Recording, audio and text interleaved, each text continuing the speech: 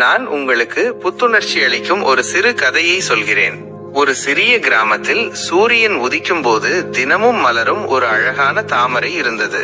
அந்த கிராமத்தினர் ஒவ்வொரு நாளும் தாமரையை பார்த்து புத்துணர்ச்சி பெறுவார்கள்.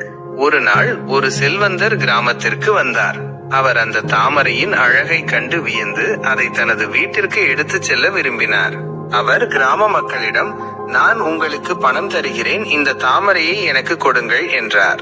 கிராம மக்கள் முதலில் மறுத்தாலும் செல்வந்தர் அதிக பணம் கொடுத்ததால் தாமரையை அவருக்கு கொடுக்க சம்மதித்தனர். செல்வந்தர் தாமரையை தனது வீட்டிற்கு எடுத்துச் சென்றார். ஆனால் ஒரு சில நாட்களிலேயே தாமரை வாடிவிட்டது. அவர் மிகவும் வருத்தப்பட்டார். கிராம மக்கள் செல்வந்தரிடம், இந்த தாமரை எங்கள் கிராமத்தில் மட்டுமே வளரும். இங்குள்ள மண், நீர், காற்று இவை அனைத்தும் தாமரைக்கு உயிர் கொடுக்கிறது.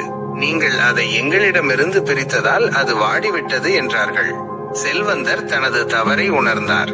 அவர் தாமரையை மீண்டும் கிராமத்திற்கு கொண்டு வந்து அதை அதே இடத்தில் வைத்தார். சில நாட்களில் தாமரை மீண்டும் புத்துணர்ச்சியுடன் மலர்ந்தது. இந்த கதை நமக்கு என்ன சொல்கிறது என்றால், சில விஷயங்கள் ஒரு குறிப்பிட்ட சூழ்நிலையில் மட்டுமே சிறப்பாக இருக்கும். அதை அந்த சூழ்நிலையிலிருந்து பிரித்தால் அதன் அழகும் புத்துணர்ச்சியும் குறைந்துவிடும்.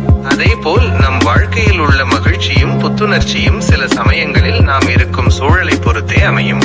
இந்த கதை உங்களுக்கு புத்துணர்ச்சி அளித்தது என்று நம்புகிறேன்.